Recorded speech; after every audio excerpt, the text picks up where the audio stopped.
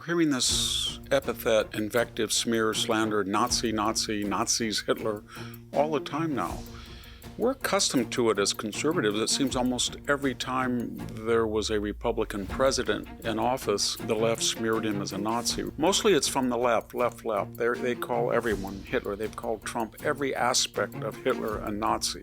We hear it all the time. But what's new now is that there is a small segment on the right that, while not proclaiming to be Nazis, of course, or Hitler, they are referring to World War II in general and specific aspects of Nazism and Hitlerism, not in a negative sense.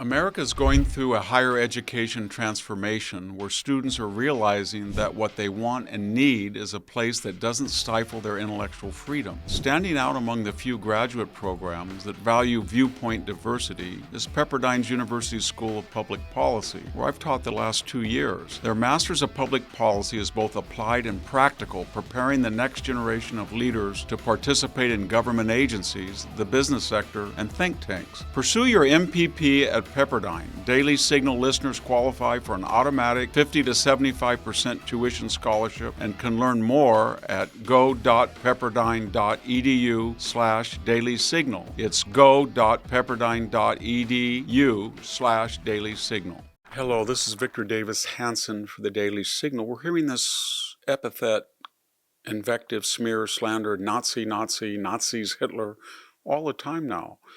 We're accustomed to it as conservatives. It seems almost every time there was a Republican president in office, the left smeared him as a Nazi. Remember George W. Bush? We were told by George Soros, the dean of the Yale Law School, that he was Hitler-like, that he had Nazi propensities. I think a minister in the German government of Angela Merkel called Bush a Nazi.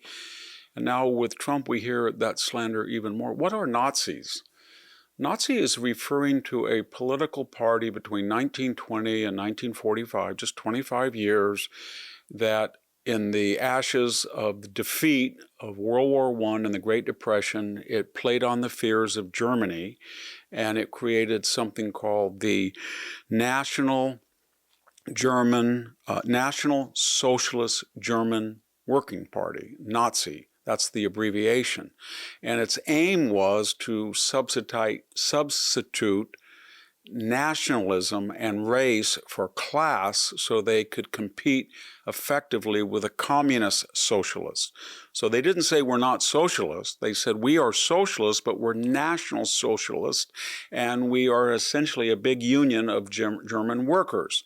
And we believe in the singular racial purity and superiority of the German people, and we're going to get back what we lost to the Depression and war costs that we had to pay for, remittances to the winning side, reparations, etc., and the loss of World War I and the humiliation that incurred. So in that period, Adolf Hitler became their chief spokesman.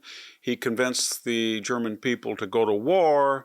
They were successful between September 1st, 1939 until about 1943, when they literally took on the whole world, especially the United States and the Soviet Union, in addition to Britain and the defeated allies of Western Europe. They lost, but in the process, 70 million people were killed. And more importantly, in some sense, at least 6 million, I don't mean more importantly in number of deaths, but in the intent. These were not part of the war dead. They were a systematic effort to destroy European Jewry, the Roma, and some Slavic people, 6 to 7 million of them. That was what Hitler did, and he justified that. So ever since, that word Hitler or Nazi is equated with mass death, and nobody in the United States within the political realm ever praises Hitler or the Nazis in general. Indeed, we fought them, and many of our grandparents died fighting them, victoriously so. So why do people, what are we hearing? Mostly it's from the left. They call everyone Hitler. They've called Trump every aspect of Hitler a Nazi.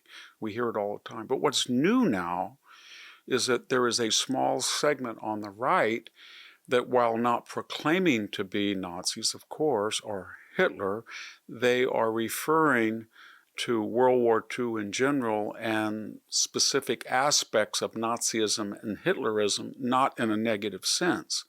Most notoriously, Nick Fuentes has recently said that he had admired Hitler and he admired some of the things the Nazis had done. There are revisionist historians on the right that have been showcased who think that it was a mistake of the United States to fight Hitler in World War II, that Stalin was the greater peril. But they go beyond that, and to make that revisionist case, which is hard to make if not impossible, they have to demonize the heroes of the Allied movement from Franklin Delano Roosevelt to Winston Churchill. So what am I getting at?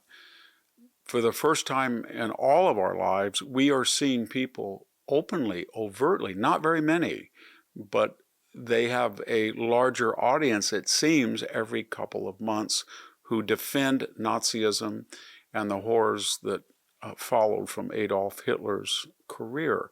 And so it's very incumbent upon us that we know what the Nazis were, when they rose, what they caused, how we defeated them, and how an American elected president or mainstream political figures, even if we don't agree with them, are not Nazis, are not Hitler-like. That is a given. That's what we assume. But we have never in our lives seen anybody speak of Nazis, except maybe the Ku Klux Klan or the American Nazi Party, in favorable terms, or at least non-judgmentally. We are now. It has to be stopped, condemned, and so that this does not become an orthodoxy on the right. Thank you very much, Victor Davis Hanson, for the Daily Signal. Thank you for tuning in to the Daily Signal. Please like, share, and subscribe to be notified for more content like this. You can also check out my own website at victorhanson.com and subscribe for exclusive features in addition.